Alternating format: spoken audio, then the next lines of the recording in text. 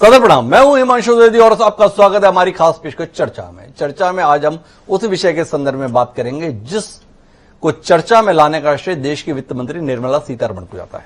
निर्मला सीतारमण ने इस सोमवार को हमारे बीच में एक योजना घोषित की।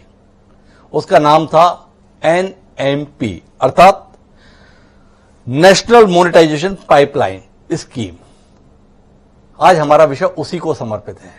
NMP संपत्ति सरकारी, निजी हाथों की बारी। केंद्र की नरेंद्र मोदी सरकार ने जो ये स्कीम लॉन्च की है, इसके तहत विभिन्न क्षेत्रों की सरकारी संपत्तियों में हिस्सेदारी बेचकर या संपत्ति को लीज पर देकर अगले 4 साल में कुल 6 लाख करोड़ रुपए जुटाने का लक्ष्य है। वित्त मंत्रालय ने इसका प्रारंभिक स्वरूप प्रस्तुत किया है और यह कहा है कि अभी इस पर काम चल रहा है। उन्होंने कहा कि इसमें हम कुछ बेच नहीं रहे हैं, हम कुल मिला के लीज पर देंगे, चरणबद्ध तरीके से देंगे और इसके माध्यम से उन संपत्तियों को उपयोग में लाएंगे जो अमूमन उसकी लागत के अनुरूप प्रतिफल नहीं दे पा रही है। विपक्ष बहुत नाराज है। उसका मानना है कि कुल मिलाकर इनसे अपने आप तो कुछ बनाया जाता नहीं है। 70 सालों में देश में जो कुछ भी तैयार हुआ है उसको बेचकर ये कुल मिला के अपना काम चलाना चाहते हैं। हम समझने की कोशिश करेंगे कि आखिर इस योजना को जहां एक और केंद्र सरकार इतने जोर शोर से प्रचारित कर रही है, अपनी उपलब्धि के तौर पर बता रही है, वहीं विपक्ष इसको लेकर इतने शिकवे शिकायत क्यों कर रहा है। Railway station, airport, power transmission line आदि के संदर्भ में जो प्रस्ताव है केंद्र सरकार के, जिनके लीज पर देने के माध्यम से राजस्व जुटाने की कोशिश की जाएगी, उसको लेकर आखिर इन तमाम विपक्षी दलों के ऐतराज के बिंदु क्या है, समझने की कोशिश करेंगे और हमारी समझ को बढ़ाने के लिए 4 खास मेहमान इस चर्चा का हिस्सा बनेंगे। उन चारों मेहमानों से आपका परिचय कराएं और देश के संदर्भ में बेहद महत्वाकांक्षी बताई जा रही इस योजना के विभिन्न पहलुओं से अवगत होने की कोशिश करें। उससे पहले लेकिन समय है आज के विचार सूत्र का, और हमारा आज का विचार सूत्र हमारी इस कोशिश को ही समर्पित है। इस देश में महाकवि हुए मैथिली शरण गुप्त, उन्होंने कमाल की पंक्तियां दी, उसी को हमने आज इस विचार सूत्र के रूप में प्रयोग में लाने का फैसला किया। मैथिली शरण गुप्त ने लिखा कि हम कौन थे, क्या हो गए हैं और क्या होंगे अभी। हम कौन थे, क्या हो गए हैं और क्या होंगे अभी, आओ विचारें आज मिलकर यह समस्याएं सभी। तो मैथिली शरण गुप्त जी जो कह गए थे उस पर अमल करने की कोशिश हम नाचीज करते हैं और हमारे इस कोशिश में हिस्सेदार बनने के लिए 4 खास मेहमान हैं। हमारे साथ वरिष्ठ कम्युनिस्ट नेता और विचारक बादल सरोज खासतौर पर इस चर्चा के लिए मौजूद है। हमारे साथ दीपक विजयवर्गीय जी हैं, भारतीय जनता पार्टी का एक विचारवान चेहरा हमारे साथ इस चर्चा में मौजूद है। और उसी प्रकार से कांग्रेस पार्टी को और बेहद संजीदा प्रवक्ता के तौर पर राष्ट्रीय स्तर पर ख्याति प्राप्त गुरजीत सिंह सप्पल जी भी हमारे साथ जुड़ चुके हैं। कुछ ही देर में हमारे साथ Uttar Pradesh chamber of commerce and industry के को चेयरमैन मनीष खेमका जी भी होंगे, जो उद्यमियों का प्रतिनिधित्व इस चर्चा में करेंगे। चर्चा की शुरुआत बादल सरोज जी से करते हैं। बादल सरोज जी मूलतः वैचारिक रूप से ऐसी निजीकरण की किसी भी प्रक्रिया के हमेशा ही खिलाफ रहते हैं, चाहे वो निजीकरण की प्रक्रिया मनमोहन सिंह के दौर की हो, चाहे अटल बिहारी जी के दौर की हो, और चाहे अब नरेंद्र मोदी जी की सरकार के अंदर देश के लिए मील का पत्थर करार दे जा रही ये मोनेटाइजेशन स्कीम हो। समझने की कोशिश करते हैं कि इस बार बादल सरोज जी इस स्कीम में आने वाले समय की किन आहटों को सुन पा रहे हैं। बादल जी, आपने मैथिली शरण जी की कविता से शुरू किया है, तो मैं सरोज जी की एक कविता आपके बीच में रखना चाहता हूं, एक पंक्ति उसकी जी। और वो पंक्ति ये है कि ज्यों ज्यों दिन की बात की गई त्यों त्यों रात हुई, ये क्या बात हुई जी। जितना शोर मचाया घर में सूरज पाले का जी, उतना काला और हो गया वंश उजाले का। धूप गई तो गई किरण की कोर नहीं मिलती, उस पर ये आनंद की चारों ओर नहीं मिलती। कथनी से करनी की सब दूरी अज्ञात हुई, ये क्या बात है। क्या बात। यही सरकार है जो इस एजेंडे के साथ आई थी कि इस देश को कुछ नहीं बिकने देंगे जी, न किसी को खाने देंगे न कुछ बिकने देंगे। और एक बहुत ही गंभीर स्थिति में हम आके खड़े हो गए हैं। मुझे मिर्जा गालिब याद आ रहे हैं कि हुए तुम दोस्त जिनके उनका दुश्मन आसमां क्यों हो।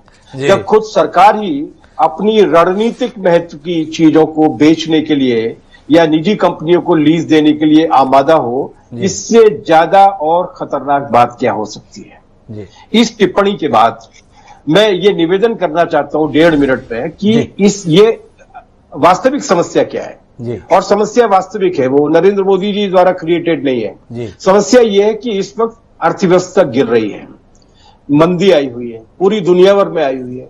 मंदी कब आती है? मंदी तब आती है जब खरीदने की क्षमता सिकुड़ जाती है। जी। इस महामारी में करीब 14 करोड़ लोग बेरोजगार हुए। मैं कभी नहीं कहूंगा कि ये मोदी जी की वजह से बेरोजगार हुए, एक संकट पैदा हुआ। जून में बेरोजगारी की दर 12% थी, जो देश में पहले कभी नहीं रही। ऐसी स्थिति में खेती और किसानी का संकट भी बहुत बढ़ गया। ऐसी स्थिति में दवाई क्या हो सकती है? 1930 में दुनिया भर में जब मंदी आई थी, तब रूजवेल्ट वहां के राष्ट्रपति थे अमेरिका के, और कीन्स नाम के एक अर्थशास्त्री हुआ करते थे। उन्होंने उस केंजियन इकोनॉमिक्स के जरिए उस मंदी की अवस्था से अमेरिका को बाहर निकाला था।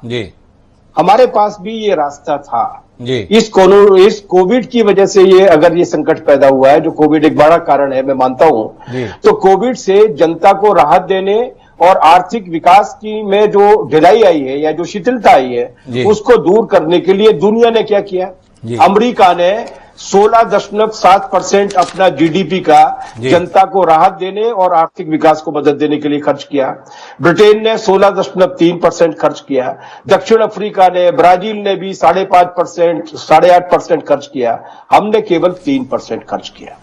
तो हम असल में बीमारी की गलत दवा देख रहे हैं, और उस गलत दवा से अगर हम इस शॉर्टकट पे जाते हैं कि निजीकरण के बाद जो 6 लाख करोड़ रुपए हमारे पास आ जाएंगे, मुझे लगता है कि ये बिल्कुल भी सुसंगत, और मतलब ग्रेजुएशन का भी जो इकोनॉमिक्स का विद्यार्थी होगा वो भी ये जानता है कि ये तरीका ठीक नहीं है। ये इस तरीके से अगर अपने ही शरीर के एक हिस्से में से खून को निकालकर दूसरे हिस्से में जमा करने की कोशिश की जाएगी तो उसका फायदा नहीं होगा।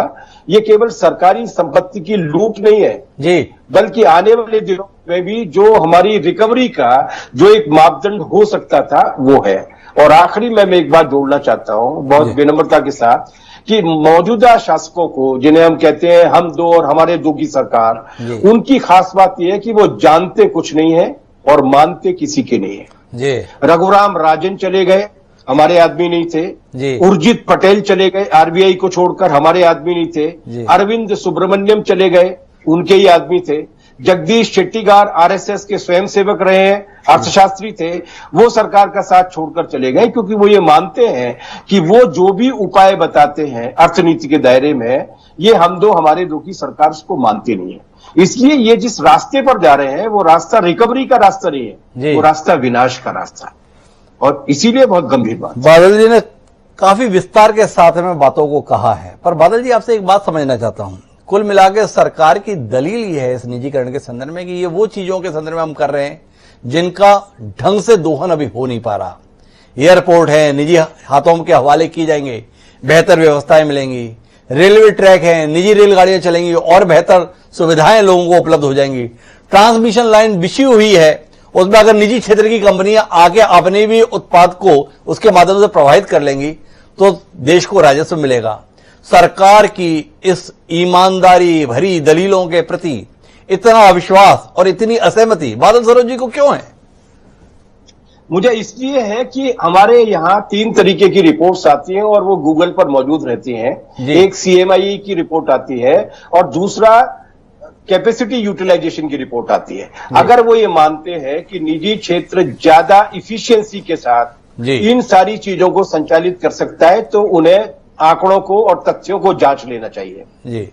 रेलवे के क्षेत्र में, एयरलाइंस के क्षेत्र में, टेलीकम्युनिकेशंस के क्षेत्र में दुनिया ने जहां जहां निजीकरण किया था, मैं ब्रिटेन का नाम ले रहा हूं आपके बीच में, अमेरिका का ले रहा हूं, ब्राजील का ले रहा हूं, जहां इन्होंने 10, 15, 20 साल पहले निजीकरण किया था, they are coming back to public sector. वो उसको दोबारा से टेकअप कर रहे हैं क्योंकि वो ये मानते हैं कि ये सारा निजीकरण का एक ही फंडा होता है, निजीकरण का एक ही मूल मंत्र है, ब्रह्म वाक्य है, और वो ब्रह्म वाक्य मुनाफा।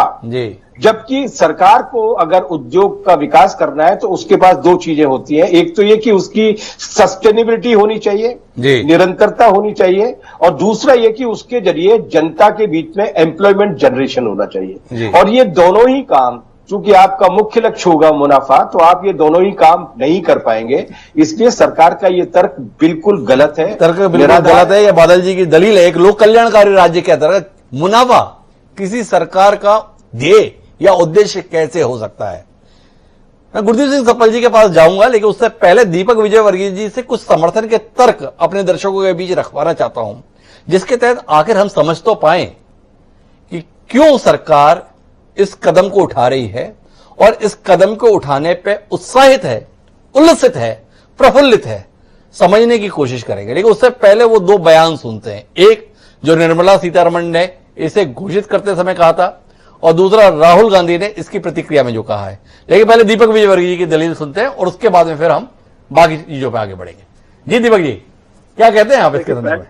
पहली बात तो यह है कि मुझे बड़ा आश्चर्य हुआ कि बादल सरोज जी इंग्लैंड ने या ग्रेट ब्रिटेन ने अपने आर्थिक नीति में क्या बदलाव किए हैं पिछले 10-20 साल में, उसकी पैरवी कर रहे हैं। दूसरी बात यह है कि पिछले 40-50 सालों से बादल सरोज जी, आज नरेंद्र मोदी जी की सरकार की बात नहीं, जो भी सरकार रही है उसमें निजीकरण के जो भी प्रयास हुए हर प्रयास का विरोध करते रहे हैं। लेकिन सबसे पहली बात जो मैं कहना चाहूंगा कि इनके जो विचार हैं, कम्युनिस्ट जो विचार हैं या सोशलिस्ट जो विचार हैं, पूरी तरह से आउटडेटेड हो चुके हैं और ये आज के तालिबान है। असल जैसे तालिबान 14 साल पुरानी बात को नहीं भूलना चाहते, इसी तरह जो हिंदुस्तान के कम्युनिस्ट हैं वो भूलने नहीं चाहते कि रशिया क्यों फेल हो गया और चीन ने उस मॉडल को छोड़ दिया है। निजीकरण के जरिए चीन का विकास हुआ है। तो अगर हमारा देश इस रास्ते में आगे बढ़ रहा है, और नरेंद्र मोदी की सरकार ने आगे नहीं बढ़ा है, इस देश ने 1991 में सोच किया कि उससे पहले जो भी इंदिरा जी के समय, जवाहरलाल नेहरू जी के समय जो भी सरकारी तौर पर सारे उद्यमों को चलाने की कोशिश है वो असफल हो चुकी है और इस तरह से देश आगे नहीं बढ़ सकता है। और इसीलिए क्योंकि सरकार का काम लोक कल्याण करना है, उद्यमों व्यापारों को चलाना नहीं है, और इसलिए सरकारें इस मोर्चे पर फेल भी हुई हैं। तो इसलिए जरूरी है कि देश के जो संसाधन है उनका ऑप्टिमम यूटिलाइजेशन किया जाए, और इसीलिए सरकार ने सबसे ज्यादा जो घाटे में चलने वाली चीजें हैं जिनका ऑप्टिमम यूटिलाइजेशन तमाम प्रयासों के बावजूद नहीं हो पा रहा, उनको लीज पर देने का यह प्रयास शुरू किया है और निश्चित तौर पर इसके सकारात्मक परिणाम आएंगे। जी भैया, आपने इतनी सारी बात कही, थोड़ा समझाने की कोशिश कर रहे हैं। कांग्रेस ने यह शुरू किया, क्या दीपक विजयवर्गीय यहां पे सराहना करेंगे मनमोहन सिंह जी की, नरसिम्हा राव जी की, कि उन्होंने देश को सही रास्ते पर लेके गए, और कांग्रेस की इन कोशिशों के प्रति आभार ज्ञापित करेंगे? पहला सवाल। दूसरा, आपसे जानना चाहता हूं कि इस देश में एयर इंडिया है या इंडियन एयरलाइंस, जिस भी रूप में आप याद करना चाहें, दूरस्थ इलाकों में आज पहुंच अगर हो रही है तो उसमें एक बड़ा कारण एयर इंडिया है। क्या मुनाफे की दृष्टि से वो रूट बंद हो जाने चाहिए? आपसे सवाल। इस देश में सस्ते दामों पर मोबाइल की सुविधा तभी उपलब्ध हुई जब बीएसएनएल सार्वजनिक क्षेत्र की कंपनी टेलीकॉम के अंतर्गत कूदी, और जिस देश में 12 रुपए 15 रुपए प्रति मिनट पे इनकमिंग और आउटगोइंग का खेल था, वो मुफ्त इनकमिंग और मुफ्त आउटगोइंग के लाभ को प्राप्त कर पाया। उसकी मूल वजह जो थी वो बीएसएनएल का इस क्षेत्र में पदार्पण था। आपसे जानना चाहूंगा कि सब कुछ निजी क्षेत्रों के हवाले कर देंगे तो नागरिकों की चिंता, उनकी भलाई की चिंता कौन करेगा? देखिए, पहली बात तो मैं आपकी इस बात से सहमत नहीं हूं कि बीएसएनएल के प्रवेश के बाद सब कुछ सस्ता हुआ है। टेलीकॉम में सस्ता होने की एक प्रक्रिया रही है, और आज जो कुछ टेलीकॉम की कीमतें हैं या किसी भी उपभोक्ता के लिए जो कीमतें हैं वो बीएसएनएल की वजह से नहीं है। बीएसएनएल जितने नीचे ला सकता था उससे बहुत नीचे प्राइवेट सेक्टर के लोग लेके आए हैं, और उससे देश के करोड़ों लोगों को फायदा हुआ है। दूसरी बात, आपने बहुत माफी के साथ बीच में रोकूं और आश्चर्य करूंगा कि अटल बिहारी वाजपेयी की सरकार और प्रमोद महाजन जी की नीतियों को भाजपा का प्रवक्ता सिरे से कदर खारिज कर दे। इसके लिए आपको सैल्यूट करूं या क्या करूं, ये आप ही तय करिएगा। कुल मिलाकर अभी तक तो इसे अटल सरकार की एक बड़ी उपलब्धि के तौर पर हम लोग देखते आए थे। आपने आज ये जानकारी दी कि हम गलत मानते आए थे, गलत नजरिए से देखते आए थे। शुक्रिया आपका। जी नहीं, मेरा निवेदन यह है कि कभी भी अटल जी ने या प्रमोद महाजन जी ने यह नहीं कहा कि बीएसएनएल की वजह से कीमतें कम हुई, कि टेलीकॉम पॉलिसी की वजह से कम हुई है।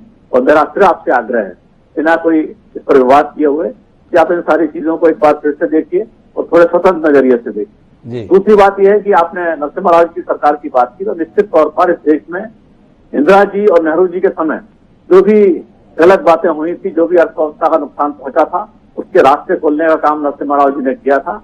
और मनमोहन सिंह जी तो उनके एजेंडे पे काम कर रहे थे, क्योंकि जब मनमोहन सिंह जी को खुद अपना काम करने को दिया गया प्रधानमंत्री के तौर पर, तो वो कुछ नहीं कर पाए। जाहिर तौर पर नरसिम्हा राव जी उसके लिए पात्र हैं और उसके लिए वो निश्चित तौर पर देश का कृतज्ञ रहेगा। तो कुल मिलाकर नरसिम्हा राव जी के योगदान को और उस दौर की कांग्रेस सरकार को योगदान देने को दीपक विजयवर्गीय जी सहमत हैं। इसलिए सहमत है कि नरसिम्हा राव अब वर्तमान राजनीति के अंतर्गत किसी उत्तराधिकार को सौंप नहीं गए हैं। पर गुरदीप सिंह सप्पल जी मेरे साथ में हैं। सप्पल जी से समझने की कोशिश करते हैं कि आज आप लोग इतने नाराज क्यों हैं, इतने आक्रोशित क्यों हैं, इतने गुस्साए हुए क्यों हैं। यह सिलसिला तो आपने शुरू किया था 1991 में। ये निजीकरण के रास्ते पर देश को ले जाने का क्रांतिकारी कदम आपके द्वारा था। आईसीआईसीआई बैंक, एचडीएफसी बैंक जैसी सार्वजनिक क्षेत्र की संस्थाएं आज निजी क्षेत्र के अंदर कमाल कर रही हैं। वो फैसले तो कांग्रेस सरकार के थे। अब अगर भाजपा की सरकार या नरेंद्र मोदी की सरकार भी इस दिशा में आगे बढ़ रही है तो आप स्वागत करने के स्थान पर, कालीन बिछाने के स्थान पर, उनकी सराहना में दो शब्द बोलने के स्थान पर विरोध विरोध और विरोध पर ही क्यों है? गुरदीप जी थोड़ा समझाएं। पहले आपकी नीति गलत थी या कुल मिलाकर नियत का खेल है इसलिए विरोध है?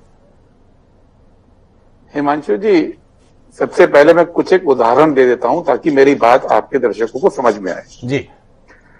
नवंबर 2018 में मोदी सरकार ने तय किया कि 6 एयरपोर्ट को प्राइवेट करेंगे। जी। 6 एयरपोर्ट को, और 3 महीने बाद फरवरी 2019 में 6 के 6 एयरपोर्ट अडानी के हो गए। जी। अगस्त 2021 को फिर तय किया कि 25 एयरपोर्ट प्राइवेट करेंगे। जी। और उसके 6 महीने बाद फरवरी 2022 में, जी, ठीक है, सॉरी 2021 में 6 महीने बाद सभी 25 एयरपोर्ट अब अडानी के हैं। जी। तो कुल मिलाकर 31 एयरपोर्ट प्राइवेट आप करते हैं और 31 के 31 अडानी को चले जाते हैं। जी। यही नहीं, जो एयरपोर्ट प्राइवेट सेक्टर के हैं दिल्ली और मुंबई के सबसे बड़े, जी, उसको अडानी को देने के लिए कितना प्रेशर, कितना ईडी का इस्तेमाल हुआ, कितना उसके ट्रांसफर को लेके, वो सब पब्लिक डोमेन में गूगल कीजिए, आराम से सब खबरें मिल जाएंगी। जी। इसी तरह से अगर आप देखें पोर्ट, जी, आज देश का 24% पोर्ट, जिसमें 12 मेजर पोर्ट्स हैं, सब अडानी के पास चले गए। जी। सड़कों पे अडानी का कब्जा हो रहा है। किसान आंदोलन जो चल रहा है पूरा, उसमें जो भंडारण की क्षमता की बात की गई, इसके पहले कि वो बिल पास होते, वो बिल पास होने से पहले अडानी ने अपने साइलोस बना लिए पूरे देश में। जी। उसके फोटो सब सामने हैं, उनको मालूम था पॉलिसी आ रही है। और केवल अडानी की बात नहीं करेंगे, बीएसएनएल की बात की अभी विजयवर्गीय जी ने, बिल्कुल ठीक, वो उसके डिफेंड नहीं कर पा रहे हैं, क्योंकि बीएसएनएल का फोन आप और हम 2014 तक यूज करते थे, एमटीएनएल बीएसएनएल का फोन। जी। पूरी देश 4G पे चला गया। जी।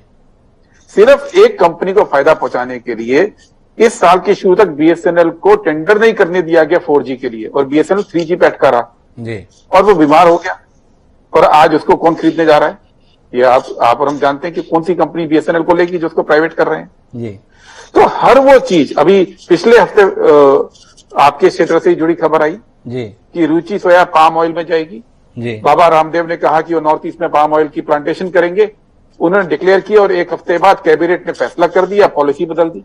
जी। तो निजीकरण के विरोध तो एक बात है, दो लोगों के लिए, दो उद्योगपति और एक दो अपने घर के लोगों के लिए निजीकरण दूसरी बात है। जब देश की सारी संपत्ति कुछ एक हाथों में चली जाएगी तो उसका विरोध तो जायज बनेगा। जी। अंबानी की हम बात करें, मैं नाम लेके बोल रहा हूं जी। ओएनजीसी इस हमारे देश का नवरत्न था, सबसे मजबूत। 2014 में जब यूपीए सरकार गई तो ओएनजीसी का जो टोटल कैश रिजर्व था, कैश जी, वो 1,07,000 करोड़ था। खत्म करते करते उसको 32 करोड़ पे ले आए, सिर्फ 32 करोड़ पे, 1,07,000 करोड़ से 32 करोड़, सारा पैसा सरकार ने कंज्यूम कर लिया। और इस साल बोला कि अब ओएनजीसी के पास तेल कुएं की रिसर्च करने के लिए पैसे नहीं है, खोज करने के लिए, तो प्राइवेट सेक्टर को दे दो। और कौन सी कंपनी वो तेल कुएं लेने जा रही है? तो केवल दो उद्योगपतियों को आप सब कुछ सौंप देंगे इस देश में। पहला विरोध तो इस बात का है जी। दूसरा विरोध इस बात का है, कांग्रेस निजीकरण के विरोध में तो आज से क्या, नेहरू जी के जमाने से नहीं थी जी। मिक्स इकोनॉमी की बात की थी। निजी सेक्टर और पब्लिक सेक्टर को साथ साथ रखने का जो चलन था वो नेहरू जी के टाइम से शुरू हुआ जी। ये बात सच है कि कुछ पीएसयूज को कांग्रेस ने भी प्राइवेटाइज किया, लेकिन वो कौन से पीएसयू होते थे? वो पीएसयू वो होते थे जो नुकसान में चल रहे थे जी। मुनाफे वाले पीएसयू को नहीं करते थे ना जी। आज जो किया जा रहा है वो हर उस सेक्टर को कर रहे हैं जो नवरत्न और मिनी नवरत्न सेक्टर है।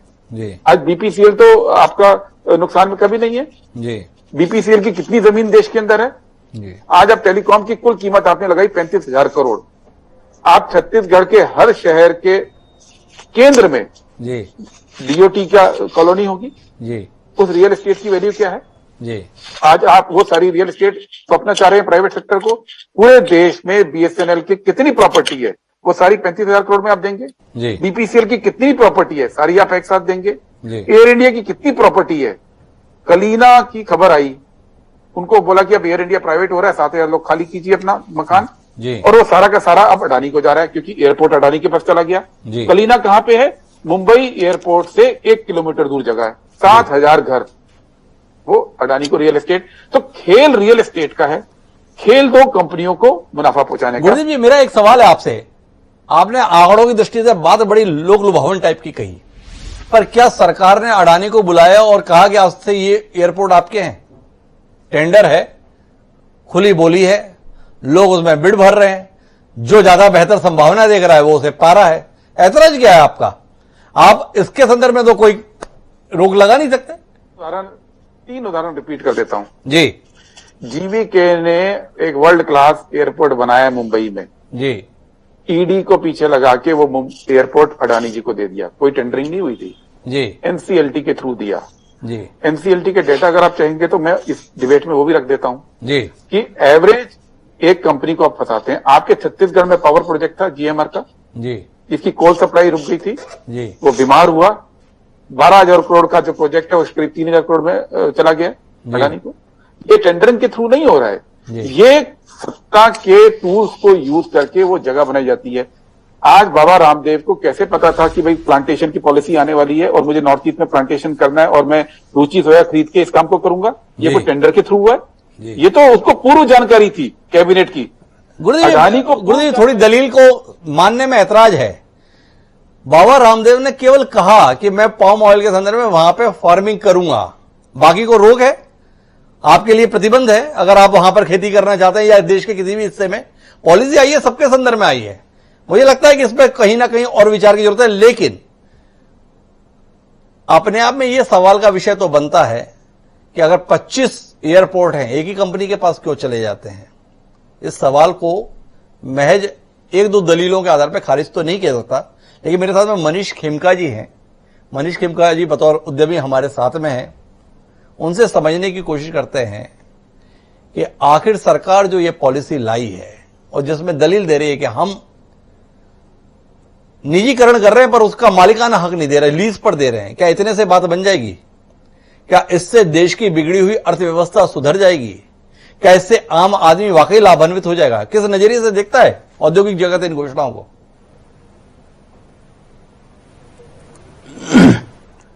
हिमांशु जी, मैं पूरा डिस्कशन सुन रहा था और मुझे बड़ी हैरानी हो रही है जिस प्रकार के तर्क जो है यहाँ पे सारे जो वक्ता हैं वो दे रहे हैं। मेरी आवाज आ रही है हिमांशु जी? तरीके से आ रही है मनीष जी।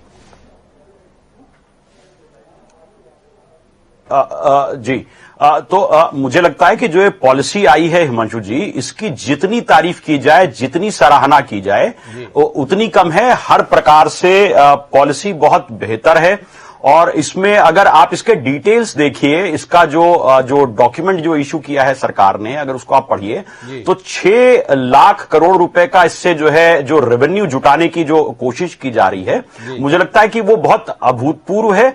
और चिंता तो इस बात पर होनी चाहिए कि सरकार ने ये प्रपोज किया, अभी कोई आया नहीं खरीदने।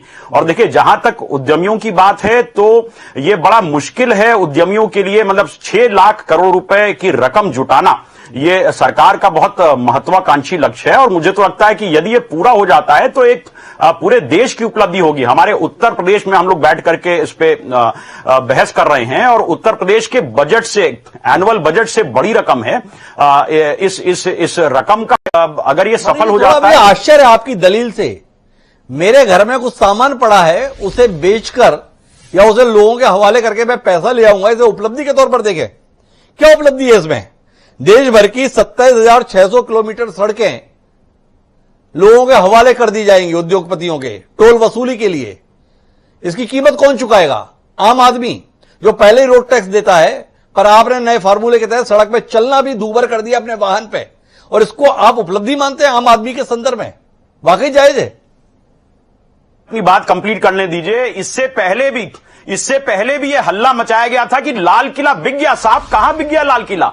तमाम सारी संपत्तियों के बिकने की बात हुई थी कि लखनऊ एयरपोर्ट बिक गया, तमाम सारे एयरपोर्ट बिक गए, लाल किला तक बिक गया। अभी 15 अगस्त को प्रधानमंत्री जी ने भाषण दिया, कहां लाल किला बिक गया? ये झूठ क्यों फैला करके आप लोग गुमराह कर रहे हैं आम जनता को?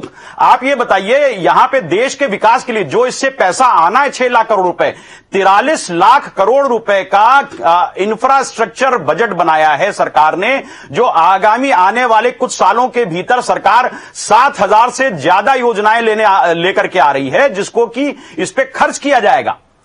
तो उसके लिए पैसा कहां से आएगा? आप चलिए एक बार आपकी बात को मान लेते हैं, आपके सारे आरोपों को सत्य मान लेते हैं। आप मुझे बताइए कि ये पैसा आएगा कहां से? क्या आप आम जनता के ऊपर टैक्स का बोझ बढ़ाना चाहते हैं? आप किस प्रकार की बातें कर रहे हैं? ये जो बात कर रहे हैं मनीष जी, कहां से आएगा पैसा? पेट्रोल डीजल पे 300% से ज्यादा की ड्यूटी बढ़ा दी पिछले 7 साल के अंदर। इतने पैसे से संतोष नहीं? किस स्तर पर पैसे की वसूली चाहते हैं? कुल मिलाकर हमारी भलाई के लिए हमारी गर्दन काट के अगर एक आध उंगली पे कोई आप जो है बैंडेड लगा दे रहे हैं और कह रहे हैं कि देखो आपको राहत दी, ये लोगों के सवाल हैं। आपसे जानने में दिलचस्पी है मेरी मनीष जी कि उद्योग जगत इस घोषणा का स्वागत कैसे कर रहा है। गुरदीप सिंह सप्पल जी सवाल पूछ रहे हैं कि आपने 32 एयरपोर्ट निजीकरण के लिए दिए, क्या कारण है कि केवल एक कंपनी को मिल रहे हैं? इस संदर्भ में मनीष जी कुछ कहेंगे? मनीष जी के पास कोई तर्क है? अभी तो देखिए, अभी तो जो ये नेशनल मोनेटाइजेशन पॉलिसी है, इसके तहत काम होने बाकी है, और न केवल एयरपोर्ट बल्कि 400 रेलवे स्टेशंस को भी निजी हाथों में दिया जा रहा है। और वो दिया नहीं जा रहा है, वो उनसे 4 साल की सीमित अवधि के लिए। आप ये बताइए, यदि किसी भी बड़े इंडस्ट्रीज को पैसा लगाना होगा, कौन आएगा 4 साल के लिए? अभी जो है चुनौती इस बात की है कि कौन आता है। ये यदि सफल हो जाएगा तो मुझे लगता है कि एक बड़ी रकम देश के पास में आएगी, जिसका कि सदुपयोग हो सकेगा। मनीष खेमका जी को कहीं ना कहीं तथ्यों के संदर्भ में कहीं भ्रम है।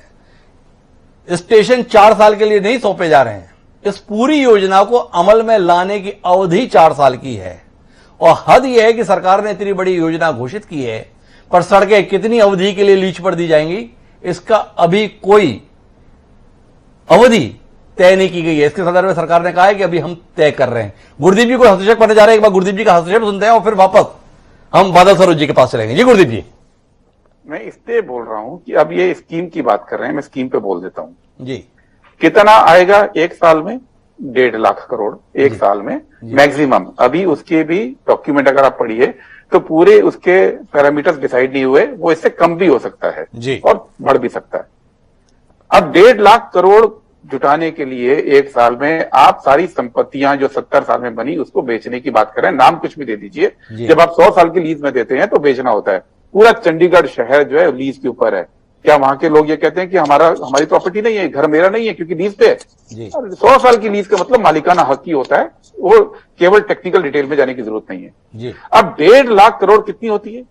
इसी सरकार ने पिछले साल 1.5 साल पहले कॉर्पोरेट सेक्टर को 1,45,000 करोड़ की टैक्स छूट दी, कॉर्पोरेट टैक्स की। आप एक झटके में एक साल में जितनी टैक्स छूट दे रहे हैं कॉर्पोरेट को, उतना पैसा उगाने के लिए आप संपत्तियां बेच रहे हैं सारी की सारी। तो इसको कौन सी प्लानिंग बोलेंगे? दूसरी बात, आप उतना ही पैसा कहां से आएगा? आपने खुद बोला 1.5 लाख करोड़ जो कॉर्पोरेट को छूट दी, उतना ही पैसा पेट्रोल और डीजल पे टैक्स से वसूल लिया। लगभग सेम पैसा है एक्स्ट्रा जो लिया है पिछले साल।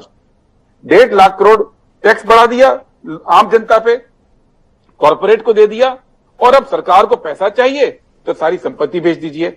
ये क्यों हो रहा है? इंपॉर्टेंट ये नहीं है कि ये हो रहा है, ये 2 लोगों के लिए हो रहा है, वो एक बात है, लेकिन ये इसलिए भी हो रहा है कि सरकार की नीतियां टोटल फ्लॉप हो चुकी हैं। सरकार के पास आर्थिक ग्रोथ नहीं है, सरकार के पास पैसा नहीं है, ये सब जानते हैं। मैं, अगर आप चाहते हैं, मैं हर चीज का डेटा दे सकता हूं, हर चीज का डेटा, लेकिन डेटा जितना दूंगा उतना डिबेट के अंदर शायद जान आ जाएगी थोड़ा बोरिंग हो जाती है, ठीक है ना। लेकिन सच ये है कि जब ये सरकार आई थी तो 8% ग्रोथ थी, कम होके 7 रह गई, कम होके 6 रह गई, कम होके 4 रह गई, अब कोविड में -7.5 रह गई।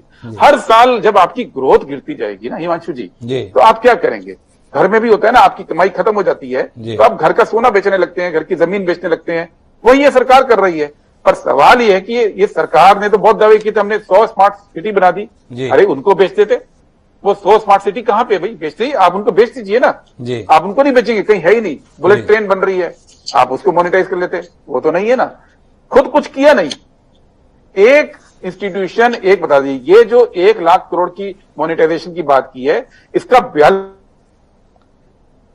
कई सारे सवाल उठा दिए हैं गुरदीप सप्पल जी ने, लेकिन मैं बादल सरोज जी आपके पास में वापस लौटता हूं और आपसे समझना चाहता हूं कि निजी क्षेत्र के संदर्भ में एक बड़ा कारण जो हिमायत के संदर्भ में दिया जाता है वो है गुणवत्ता के संदर्भ में। लोगों को सहूलियत मिलेगी, ज्यादा बेहतर निवेश होगा, स्तरीय सुविधाएं लोगों को मिल सकेगी।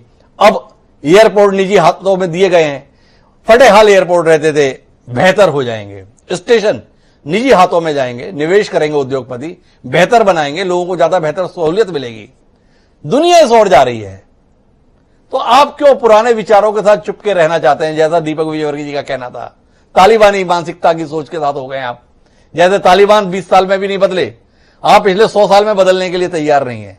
क्यों तैयार नहीं है बादल जी, जब सरकार इतना कुछ बदल रही है? अब देखिए, दीपक जी के उच्चतम स्तर तक तो मैं आ नहीं सकता जी कि तालिबान की बात करूं, लेकिन मैं दीपक विजयवर्गीय की साहस की दाद देना चाहूंगा कि उन्होंने तालिबान का नाम लिया जी। वरना भारत के प्रधानमंत्री जी अभी पिछले 8-10 दिनों से उस निकम्मी सरकार के बारे में एक शब्द नहीं बोल पाए हैं, तालिबान की निंदा नहीं कर पाए हैं, लेकिन दीपक विजयवर्गीय जी ने वो साहस किया है। शायद इंदौर में जो तालिबानीकरण हो रहा है उसका असर होगा उनके ऊपर। मैं ये कह रहा हूं कि ये बिल्कुल मिथ्या बात है जी कि प्राइवेट सेक्टर बहुत इफिशिएंट होता है जी, प्राइवेट सेक्टर बहुत ज्यादा सुविधाएं लोगों को देता है, ये बिल्कुल मिथ्या बात है।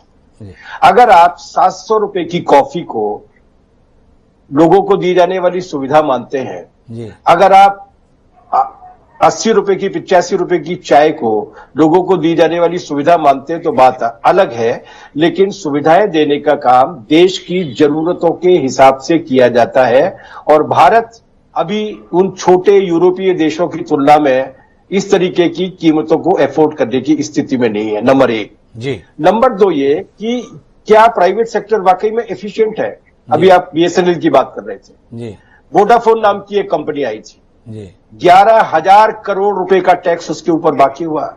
सुप्रीम कोर्ट तक से वो हार गए, इंटरनेशनल ट्रिब्यूनल में भी वो हारने वाले थे।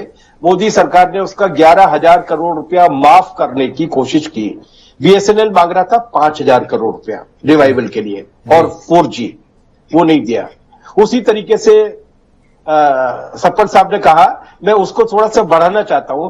पिछले 3 साल में कॉर्पोरेट टैक्स, बैंक के राइट ऑफ और फॉरगोन रेवेन्यू, इनकी मदों में 10,31,485 करोड़ रुपए इन्होंने कॉर्पोरेट्स को दिए हैं जी। तो आने वाले 4 साल में आप जो 6 लाख करोड़ रुपया लेना चाहते हैं उससे दुगना तो लगभग आप कॉर्पोरेट कंपनीज को दे चुके हैं, तब भी वो सस्टेनेबल ग्रोथ नहीं कर पाए। इसलिए कि इस देश में आपको रणनीतिक महत्व की चीजों में तो सरकारी हस्तक्षेप को बढ़ाना होगा, सरकार की निर्णायक भूमिका करनी पड़ेगी। और आप चूंकि सारी तरफ से विफल हो गए हैं, रेवेन्यू कलेक्शन में विफल हो गए हैं, टैक्स आप ले नहीं पा रहे हैं, इंफ्रास्ट्रक्चर का डेवलपमेंट आप कर नहीं पा रहे हैं और पैसा आपके खजाने में लोगों की तनख्वाह बांटने के लिए नहीं है, ये जिन नीतियों की विफलता है उन नीतियों को बदला जाना चाहिए। और मेरा ये कहना है कि हमारी बिल्कुल मत सुनिए, रघुराम राजन की सुनिए, उर्जित पटेल की सुनिए, अरविंद सुब्रमण्यम की सुनिए, जो आपकी विचारधारा के अर्थशास्त्री हैं, उनके साथ बैठकर बातचीत कीजिए। मुकेश अंबानी और गौतम अडानी की सुनेंगे, उनके मुनाफे बढ़ जाएंगे, लेकिन ये देश कहीं पहुंचने वाला नहीं है। इसके लिए केवल एक शब्द है और वो है दरबारी पूंजीवाद। ये संयोग नहीं है जो आपने कहा ना कि बिडिंग होती है, कॉन्ट्रैक्ट में कोई भी जाए वो बिड लगा ले। चलिए ना, जगदलपुर में अपन चलते हैं, वहां पर भी ठेके में बिडिंग होती है। बिडिंग करने के लिए, बोली लगाने के लिए लोग कितने पहुंच पाते हैं और कितनों के साथ क्या किया जाता है ये हम लोग जानते हैं। या तो ऊपर सरकार बैठी हुई है, इसलिए ये संयोग नहीं है। ये क्रोनी कैपिटलिज्म के जरिए दो लोगों को उपकृत करके उनके हाथ में पूरे हिंदुस्तान को देने की कोशिश की जा रही है। ये आने वाले 6 साल के लिए या 4 साल के लिए लीज पर देने वाली बात नहीं है। पिछले 7 साल से नरेंद्र मोदी और अमित शाह की अगुवाई वाली सरकार मुकेश अंबानी और गौतम अडानी की लीज पर काम कर रही है। बड़ा गंभीर किस्म का आरोप बादल सरोजी का। लेकिन बादल सरोजी, मेरा एक सवाल आपसे करने का मन है, फिर मैं दीपक जी के पास रुक करूंगा। गुरदीप जी, एक बार बातचीत का सिलसिला इधर भी पूरा हो जाए। और आप तो जानते हो कि कॉर्पोरेट सेक्टर को लेकर आपकी इतनी नाराजगी क्यों है? कॉर्पोरेट सेक्टर को यह सहूलियत दी क्या? एक व्यक्ति विशेष को दी? कॉर्पोरेट सेक्टर के माध्यम से इस देश की एक बड़ी आबादी को रोजगार मिलता है, उनके परिवार चलते हैं, वो कंपनियों के माध्यम से पूरी व्यवस्था चलती है। उनको मदद देना क्या सरकार की जिम्मेदारी नहीं? उनको सहूलियत उपलब्ध कराना क्या सरकार की जिम्मेदारी नहीं? क्या आपकी सरकारें जिन राज्यों में थी उसमें भी क्या उद्योग लगे, इसके लिए आपने भी प्रयास नहीं किया था? तो इतनी नाराजगी क्यों? सरकार की थोड़ी भी मदद आपको इतनी अखर क्यों जाती है? बिल्कुल नहीं है, बिल्कुल नहीं है। हम तो चाहते हैं कि ये सरकार अगर पूंजीवाद पर चलना चाहती है तो पूंजीवाद के बुनियादी नियम का पालन करे। स्वतंत्र प्रतियोगिता होनी चाहिए जी। टाटा पीछे क्यों रहेगा, बिरला पीछे क्यों रहेगा, गोयनका गायब क्यों होंगे? हमारी कॉर्पोरेट से कोई चुल नहीं है, लेकिन ये दो कॉर्पोरेट्स को खास तौर से लक्षित करके उन्हें जिस तरीके से डेवलप करने की कोशिश की जा रही है वो नीति पूंजीवादी नीति के हिसाब से भी गलत है और उसकी वजह से एक संकट पैदा होता है। देखिए, रोजगार पैदा नहीं हो रहा है, रोजगार छिन रहा है जी। जियो के आने के बाद रोजगार पैदा नहीं हुआ है, टेलीकॉम सेक्टर में रोजगार कम हुआ है। इसलिए यह धारणा ही गलत है कि कॉर्पोरेट आता है तो उसके पूंजी निवेश के जरिए रोजगार पैदा होता है। 1.5 करोड़ रुपया की लागत पर भिलाई स्टील प्लांट या कोल इंडिया लिमिटेड 10 रोजगार पैदा करते हैं और ये 1,500 करोड़ रुपए की लागत पर भी 2 अच्छे रोजगार पैदा नहीं करते। ये हिंदुस्तान की सरकार की स्टडी है, इसलिए ये मिथ है कि ये लोग रोजगार पैदा करेंगे। रोजगार तो कम हो रहे हैं। भारत एक बड़े मौके की बात कह रहे हैं कि अगर आप पूंजीवादी व्यवस्था में भी यकीन रखते हैं तो स्वतंत्र प्रतिस्पर्धा का तो वातावरण बनाइए। इस देश के सारे संसाधन कुछ चुनिंदा कंपनियों के हवाले क्यों हो रहे हैं? क्या कहेंगे दीपक जी आप? भारत सरोजी का पहले ही कहना यह है कि आप कुछ जानते नहीं और जो जानते हैं उनकी आप मानते नहीं।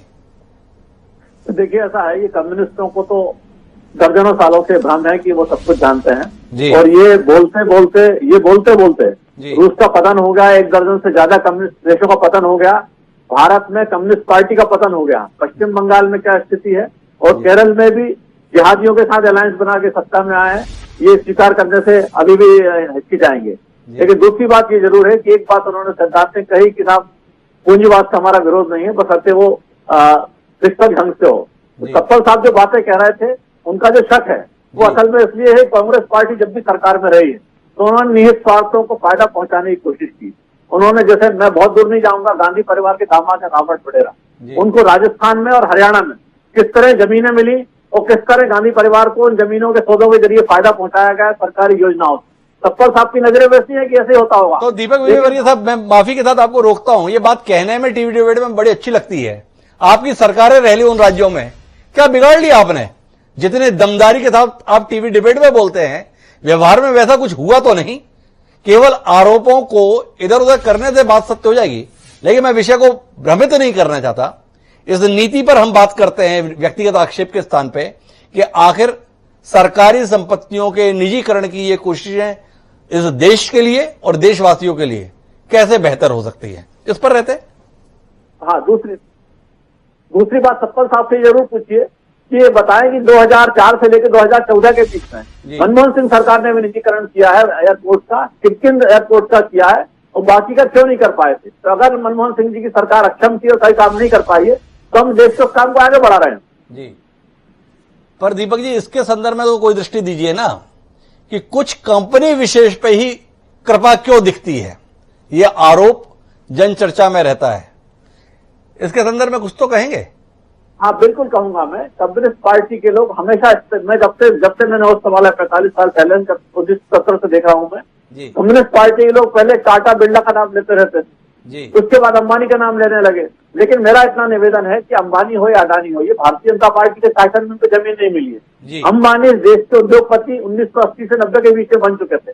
अडानी को भी पोर्ट के लिए जमीनें मिली हैं, वो कांग्रेस के जमाने में 1990 से 95 के बीच में मिल चुकी थी। तो जो भी जिसके पास की सरप्लस फंड है वही टेंडर कर सकता है और वही चीजों को आगे बढ़ा सकता है। उसमें भारतीय जनता पार्टी का ये सारी स्वतंत्र ढंग से काम चल रहा है, ट्रांसपेरेंट काम है। और अगर आपके पास कहीं पूंजी है तो आप लगाइए, लेकिन बजाय सत्य को पहुंचने के आप किसी के ऊपर आरोप लगाएं और दो नाम पकड़ लें। ये कम्युनिस्टों की रणनीति थी, जैसे पहले करते थे, टाटा बिरला के ऊपर आरोप लगाए जाओ। ये कांग्रेस ने भी वही पकड़ लिया, जिनका देश की अर्थव्यवस्था को समझने से कोई संबंध नहीं है।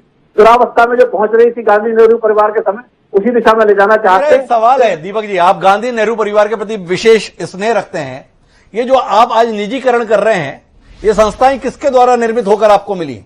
वो गांधी नेहरू परिवार के कालखंड के दौर की ही संस्थाएं हैं, जिनके माध्यम से आज आप उगाही करने की संभावनाएं देख रहे हैं, अपना कोष भरने की संभावनाएं देख रहे हैं। जिनके प्रति इतनी नाराजगी, इतनी क्षुब्धता, इतना आक्रोश, इतना नीतियों को लेकर कड़वाहट आपके मन में है, आज उन्हीं की बनाई हुई संपत्तियां ही आपकी जेबें भरने के काम आ रही हैं। देश की जनता के संसाधन लगे थे उसमें, उनकी बनाई हुई नहीं है। उन्होंने देश के संसाधन उस दिशा में लगा दिए जहां से उनका रिटर्न नहीं मिल रहा था। जी, कौन सी संस्था के संदर्भ में रिटर्न नहीं मिल रहा है? क्या इस देश में बीएसएनएल का कोई योगदान नहीं है? क्या आप इस प्रकार की मान्यता के साथ में हैं? क्या रेलवे की जो पटरियां बिछाई गई वो इस देशवासियों के काम में नहीं आई? ये आपका नजरिया है? क्या जो ट्रांसमिशन लाइंस उस कालखंड के अंदर बिछी वो इस देश के अंधेरे में डूबे हुए घरों को रोशन करने के काम नहीं आई? ये आपका नजरिया है? देखिए, 1 करोड़ रुपए लगाकर अगर आप 100 रुपए महीना कमा रहे हैं तो आप इसको व्यवसाय समझ सकते हैं, ये लाभ तो समझ सकते हैं, लेकिन ये देश के लिए लाभप्रद नहीं है। ये इसी तरह से चल रही सरकारी संस्थाएं जी, 1 करोड़ लगा के 100 रुपए का फायदा ले रही है सर। तो कुल मिलाकर दीपक विजय जी का मानना है कि ये संस्थाएं लाभ नहीं दे पाई देश को। गुरदीप जी, क्या बनाया आपने इस देश में जो इतना लंबा समय आपको 5 दशक 6 दशक शासन करने के मिले? आपने जो है करोड़ों रुपए लगाए और कुछ 100 रुपए का लाभ भी दे पाने में ये संस्थाएं नाकाम रही। दीपक विजयवर्गीय जी की ये दलील है। क्या इसी के आधार पर अपने आप में आप मुग्ध रहते हैं? यही आपकी उपलब्धि है? यही करके दिया देश को आपने, और इसके बावजूद अब सरकार ठोस कदम उठा रही है, कुछ दूरदर्शी कदम उठा रही है, कुछ क्रांतिकारी फैसले ले रही है, तो आपको ऐतराज हो रहा है और आपके नेता से बर्दाश्त नहीं हो रहा है। हिमांशु जी, जी, काम तो जितना किया, जिसको ये मानते हैं कि नहीं किया, जी, दावा है कि अगले बचे हुए 3 साल में सबको बेचकर भी दिखा दें। जी, इतनी लंबी लिस्ट है कि बेच भी नहीं सकते हैं, तो उसको तो छोड़िए। जो बात अभी की विजयवर्गीय जी ने, मैं इस बात का तो जवाब दूंगा नहीं कि जी जमीनें खरीदी। इसका अनर्गल जो प्रचार ये करते हैं उसकी सत्यता अब पूरा देश जानता है। 7 साल हो गए बीजेपी को राज करते हुए, और 25 साल में 15 साल केंद्र में बीजेपी रही है, ठीक है ना। अगर कुछ गलत किया तो पकड़ लेते हैं, लेकिन जो फैक्ट है इनके जमाने के कि करप्शन क्या होता है, क्रोनी कैपिटलिज्म क्या होता है, अगर आप मुझे 2 मिनट दें तो मैं कुछ एक उदाहरण देना चाहता हूं। जी, इन्होंने बनाया एक आईबीसी, इंसॉल्वेंसी बैंकिंग कोड, जी, जिसके तहत सारी प्राइवेट की संपत्ति भी दूसरे प्राइवेट कुछ एक घरानों को दे रहे हैं। और मैं आपको एग्जांपल दे सकता हूं कि जनता को कैसे नुकसान पहुंचा रहे हैं। जमीनों की बात छोड़ दीजिए, एक सिवा इंडस्ट्री है, अभी अभी उसका इन्होंने सेटलमेंट किया। 4,830 करोड़ का लोन था, 318 करोड़ में सेटल किया, बाकी बैंक को बोला आप माफ कर दीजिए, और कुल मिला के बैंक को अपफ्रंट मिला 5 करोड़ रुपया। 5 करोड़ रुपए देके 4,830 करोड़ माफ कर दिए। वीडियोकॉन कंपनी ने वेदांता को अपने कंपनी बेची, बैंक का लोन था 42,000 करोड़ रुपया। 42,000 डील कितने में कराई सरकार ने आईबीसी के थ्रू? 2900 करोड़ में, और 39,000 करोड़ बैंकों का माफ कर दिया। डीएचएफएल पीरामल को गया, पीरामल का भी प्रोसेस चल रहा है। 1,64,000 करोड़ का लोन था, 1,64,000 का सेटलमेंट कितने का हुआ है? 37,250 करोड़, और बैंकों को बोला कितना माफ करना है? 63,000 करोड़ माफ कर दीजिए। ये इस सरकार का है। भूषण स्टील को टाटा ने खरीदना था, 32,500 करोड़ का लोन था, 18,000 करोड़ माफ कर दिए, बाकी में डील की। एसआर ने मित्तल को बेचा, 42,000 करोड़ का लोन था, 42,000 करोड़ का हिमांशु जी, और कितना मिला सरकार के उनको? बैंकों ने कितना माफ किया? 30,000 करोड़ पे माफ कर दिया। और अगर आप टोटल देखोगे इनके टाइम पे, तो टोटल इसीलिए जो नॉन परफॉर्मिंग एसेट्स हैं बैंकों के, वो 18 लाख करोड़ हो गए हैं। 18 लाख करोड़ यूपीए के टाइम से 8 गुना। तो सरकार और ऐसे नहीं गुरदीप चलती जी, उसके संदर्भ में आरोप तो यही है ना कि आपकी सरकार के समय पे इस अंधेर गर्दी की तरीके से लोन दिए गए, सरकारी बैंकों ने जो व्यवहार किया और उसकी कीमत इस सरकार को चुकानी पड़ रही है। जो खेल आपकी सरकार के दौर में हुए, उन पापों को ढोने के लिए इस सरकार को मजबूर होना पड़ रहा है और इसीलिए इस संपत्ति के माध्यम से अब पैसे की जुगाड़ करनी पड़ रही है। तो आखिरी दोषी तो आप ही हुए, यही तो समझ कुल मिलाकर विकसित हो रही है। ये डेटा रख दे जी, जितना मैं डेटा सुना रहा हूं आपको एनपीए का जी, उसका करीब 80% एनपीए जो इशू हुआ था जी, वो मोदी जी के पहले राज में हुआ था, फर्स्ट टर्म में। ये डेटा अब स्पष्ट है। ये बातें 4 साल पहले बोली जाती थी, जी, अब तो 7 साल हो गए, 7.5 साल। जी, 7.5 साल में बैंक फ्रॉड ही 5 लाख करोड़ का हो गया जी। है। 5 लाख करोड़ का लास्ट ईयर हुआ है बैंक फ्रॉड। ये तो यूपीए के टाइम का नहीं है ना। जी। आप ये देखिए कि इनकी सरकार जिस तरह से चल रही है, इवन जो अरबपति की बात करते हैं ना, 24,000 लोग छोड़ गए देश, जी। हाई नेट इंडिविजुअल जिसको बोलते हैं। तो बात यह है कि ये पूंजी, जो बादल साहब ने भी बोला ना जी, कि पूंजीवाद को भी तो ठीक से नहीं चला पा रहे हैं। ये कुछ लोगों के लिए कर रहे हैं, ये कांग्रेस कुछ लोगों के लिए कर रहे हैं। गुरदीप जी भी बादल सरोज जी के साथ में कुल मिलाकर कुछ लोगों के हितों के संरक्षण के लिए ही सारी योजनाएं बन रही हैं और देश हित को कहीं ना कहीं ताक पर रख दिया गया है। मनीष खेमका जी के पास मैं वापस चलता हूं। मनीष खेमका जी की दलील थी कि बहुत ही क्रांतिकारी योजना है, सबको स्वागत करना चाहिए। जब उनसे सवाल किया तो उन्होंने कहा कि इतने काम होने हैं, पैसे कहां से आएंगे, और पैसे अगर चाहिए तो कुछ ना कुछ तो करना पड़ेगा। और मनीष जी, मेरा आपसे एक सवाल है। 2014 में इस भारतीय जनता पार्टी ने पूरे देश को बताया था कि पैसे की तो कोई दिक्कत ही नहीं है, हमारे पास तो इतना पैसा है जो बाहर बैंकों में पड़ा हुआ है, विदेश में जो धन है उसे लाना है, देश के सारे काम भी हो जाएंगे। और अगर उसका हिसाब लगाया जाए तो सबके हिस्से में 15-15 लाख रुपए आए, ऐसा धन विदेश में पड़ा है। आपसे जानना चाहता हूं, संपत्ति बेचने के स्थान पर वो धन को अगर ले आना ज्यादा मुफीद विकल्प नहीं था? दावा तो यही था लेकर आएंगे। उस विकल्प के विषय में क्या सोचते हैं मनीष जी? नहीं हिमांशु जी, बिल्कुल सही आपका कहना। देखिए, मुझे लगता है कि काले धन और ये जो विदेशों में अगर धन है, इसके ऊपर यदि सबसे कड़ा प्रहार यदि किसी सरकार ने करने का साहस किया है, भले ही उसकी सफल कितना रहे नहीं रहे वो एक डिबेट का विषय हो सकता है, लेकिन मुझे लगता है कि इरादों में कोई कमी नहीं थी। और नोटबंदी जैसे, जीएसटी जैसे कदम को उठा करके केंद्र सरकार ने जितनी बड़ी कोशिश की है, तो इससे उनके इरादों पर कतई संदेह नहीं किया जा सकता। और मैं आपको एक छोटी से 2 उदाहरण दूंगा। जो सरकारी उपक्रम है, जैसे जो पैसे जुटाने की जो कवायद चल रही है, एक रेलवे है जो आपके जन सुविधाओं से और जुड़ा हुआ एक व्यापक विभाग है। इसमें 2 लाख करोड़ रुपए का हिमांशु जी रेलवे का बजट है, बराबर घाटे में चल रहा है। 50,000 रुपए के आसपास का इस बार घाटा आया है। इन सारी चीजों को, मतलब इस समय हम लोग को जैसे एक जो शेर है कि तुम्हारे पैरों के नीचे जमीन नहीं है और कमाल है कि फिर भी तुम्हें यकीन नहीं है। तो जो यहां इस प्रकार की जो बहस चल रही है, 130 करोड़ की आबादी वाला देश है हिमांशु जी। पर कैपिटा अगर आप जो है टैक्स का रेवेन्यू देखिए, पर कैपिटा अगर आप जो है जो सरकार के पास जो पैसे हैं वो देखिए, तो सारे विकसित देशों से, अन्य विकासशील देशों से हमारे पास रेवेन्यू डेफिसिट है। मेरा सवाल फिर से वही है कि ये पैसे आएंगे कहां से? और यदि 6 लाख करोड़ रुपए जुटाने की बात सरकार कर रही है, आप देखिए उसको खर्च कहां कर रही है। वो बांटने के लिए या अपनी जेबों में रखने के लिए नहीं है कि यहां के जो सरकार के नुमाइंदे हैं वो 6 लाख करोड़ रुपए अपनी जेबों में रख लेंगे। जाहिर सी बात है वो आम जनता के पास में आएंगे। 400 स्टेशनों को निजी हाथों में दिया जाना है, वहां की सुविधाएं सुधर जाएंगी। इसके साथ साथ में ढेर सारी और चीजें हैं। इससे जो पैसा जो आएगा, इंफ्रास्ट्रक्चर का इतना बड़ा प्रोजेक्ट बनाया है, मुझे लगता है सरकार की इसके लिए सराहना करनी चाहिए। 43 लाख करोड़ रुपए खर्च करने वाली है सरकार आगे आने वाले कुछ 2-3-4 सालों में।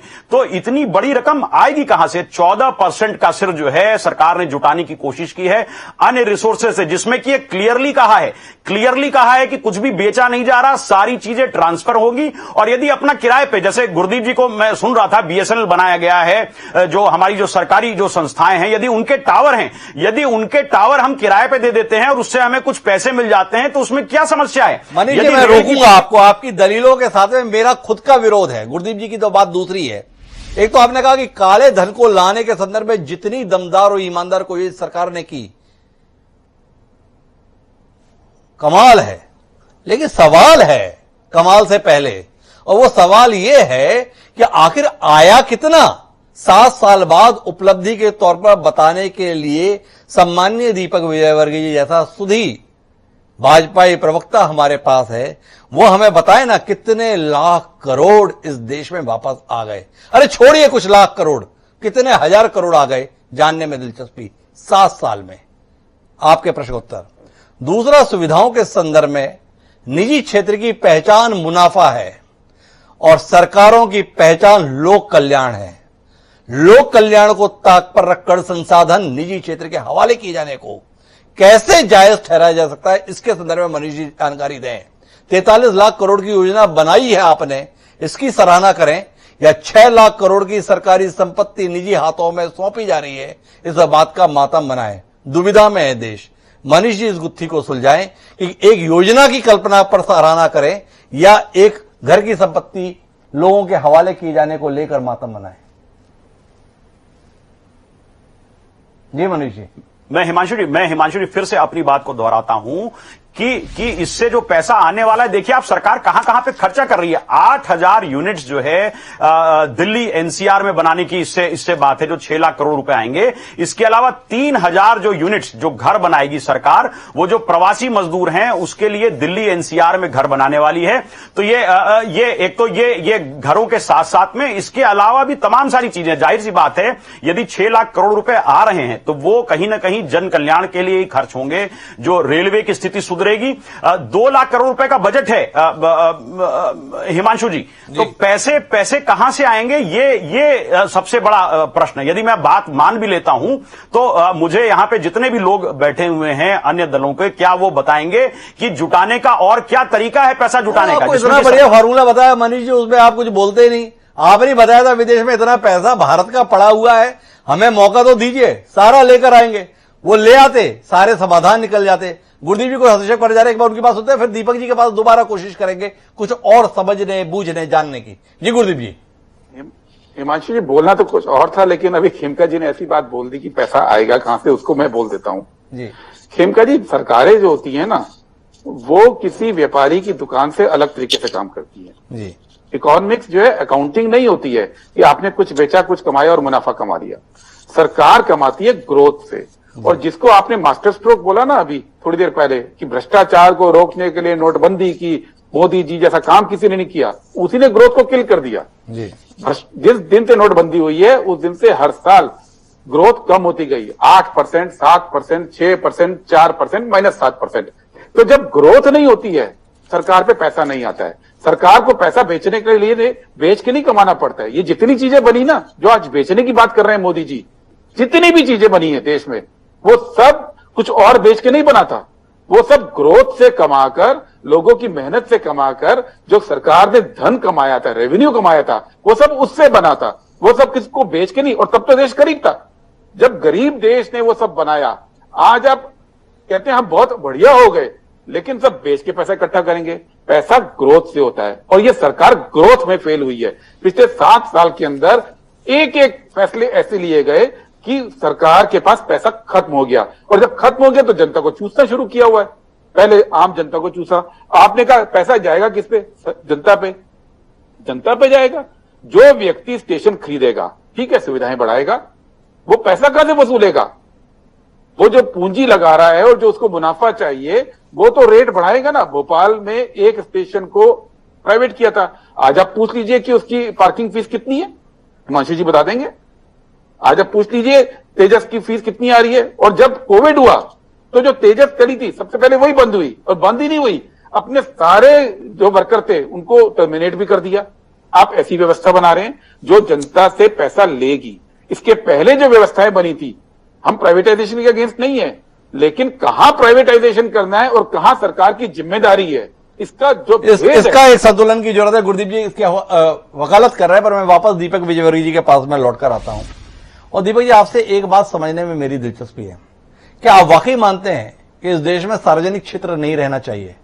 सार्वजनिक क्षेत्र का होना इस देश के लिए एक बीमारी की तरह है, इसलिए कुल मिलाकर जो कुछ भी है वो निजी क्षेत्र के हवाले होना चाहिए। क्या वाकई आप इस विचार के हामी हैं? और आपको लगता है कि ये नीति, ये रीति ही इस देश को विकसित देशों की कतार में सबसे आगे खड़ा कर देगी।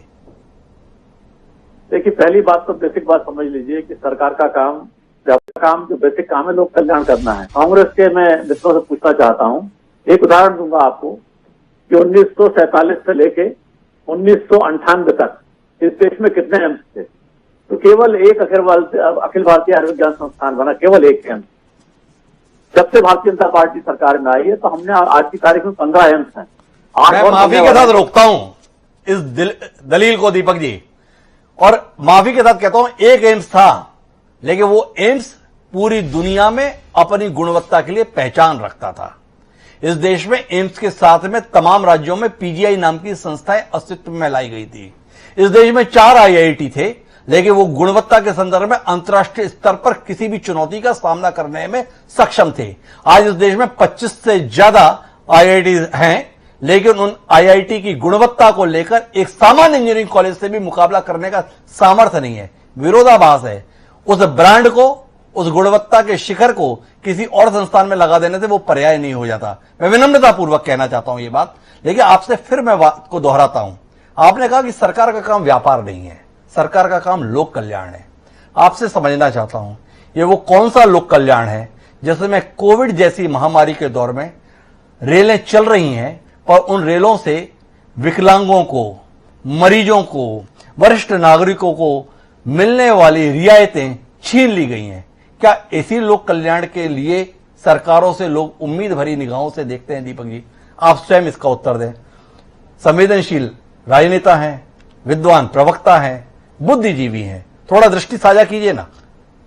देखिए, पहली बात तो यह हुई कि सारी रेलवे की जो सर्विसेज थी वो सारी की सारी इंटरप्ट हो गई कुछ समय के लिए जी। और चूंकि रेलवे की सर्विसेज सारी स्टाफ उतना का उतना, खर्चे उतने तो कहीं ना कहीं उनको नियंत्रित करने की जरूरत है जी। दूसरी बात यह है कि जो मैंने कहा लोक कल्याण सरकार का काम है, और आपने कहा कौन कौन सी, तो मैंने हेल्थ की बात की। आप इससे सहमत हो या ना हो कि 5 आईआईटी होने से या 20 आईआईटी होने से फर्क पड़ा या नहीं पड़ा, आपका अपना मत हो सकता है, लेकिन निश्चित तौर पर हमने शिक्षा के क्षेत्र में इन्वेस्टमेंट बढ़ाया है, स्वास्थ्य के क्षेत्र में बढ़ाया है। करोड़ों लोगों को जिनके पास जिनके घर के बारे में कभी सोचा नहीं गया, उन्होंने खुद ने नहीं सोचा, ऐसे करोड़ों लोगों को हमने मकान दिए हैं। ऐसे करोड़ों महिलाओं को जो रोजगार के लिए सरकारी बैंकों तक जा नहीं सकती थी, ऐसी 12 करोड़ से ज्यादा महिलाओं को हमने लोन दिया है। फाइनेंशियल इंक्लूजन की बात लेके 1969 में 70 में इंदिरा जी ने नेशनलाइजेशन किया, बैंकों का राष्ट्रीयकरण इसलिए किया कि वो केवल बड़े लोगों को फायदा पहुंचाते हैं, गरीबों तक नहीं पहुंचते हैं। लेकिन अगले 30-40 सालों तक भी गरीब लोग नहीं पहुंचे थे। उन बैंकों को गरीबों तक पहुंचाया भारतीय जनता पार्टी की सरकार ने। और ये जो सारे संसाधन आपको लग रहे हैं कि साहब केवल 1-2 करोड़ कर्मचारियों को तनख्वाह के रूप में बंटने चाहिए थे, हमारा स्पष्ट रूप से मानना है कि सारे संसाधन देश के 140 करोड़ लोगों के हैं। 1 करोड़ लोगों की तनख्वाह बंटने के लिए नहीं है। और अगर 1 करोड़ सार्वजनिक क्षेत्र के उद्योगों में वो सारे संसाधन खप जा रहे हैं तो उसकी जरूरत नहीं है, वो सारे 140 करोड़ लोगों तक पहुंचना चाहिए। तो दीपक जी कुल मिलाकर हिमायत कर रहे हैं कि ये एक जायज फैसला है, लेकिन ये फैसला कितना जायज या नाजायज, इसका फैसला तो आने वाला वक्त ही करेगा। लेकिन एक बात तय है, सरकार लाख दलील दे कि उसका काम व्यापार करना नहीं है, पर लोक कल्याण की जिम्मेदारी से मुंह मोड़ ले, इस पर भी तो किसी को एतबार हो नहीं सकता है। जो संस्थाएं इस देश में निजी क्षेत्र पर अंकुश लगाने में मददगार रहती हैं, उन संस्थान को बचाना निश्चित तौर पर सरकार की जिम्मेदारी है। अब ये सरकार के ऊपर है कि वो इस जिम्मेदारी का निर्वहन किस रूप में करती है। लेकिन इस निजीकरण से जुड़ी हुई आशंकाएं और उसके संदर्भ में जुड़ी हुई संभावनाओं पर जो चर्चा हमने करने की कोशिश की, उसमें भाग लेने के लिए आप सभी मेहमानों का बहुत बहुत धन्यवाद। इस चर्चा को सार्थक बनाने के लिए समय है आज के शेर का। हमारा आज का शेर इन घोषणाओं के संदर्भ में नजरिए को समर्पित कुछ यूं कहता है, एक शायर के द्वारा कहा हुआ कि जी चाहता है फिर कोई सवाल, कि जी चाहता है फिर कोई तुझसे करूं सवाल, तेरी नहीं नहीं ने गजब का मजा दिया। तो जलील मानकपुरी ने जो ये कमाल का शेर कहा है, तो सरकार हर बात पे नहीं नहीं कर देती है, पर उसका नहीं नहीं कहने का जो अंदाज होता है वो हमें बार बार नए सवाल पूछने के लिए विवश कर देता है। तो आज के लिए इतना ही, कल फिर मिलेंगे नए विषय के साथ। मुझे दीजिए, सदा प्रणाम।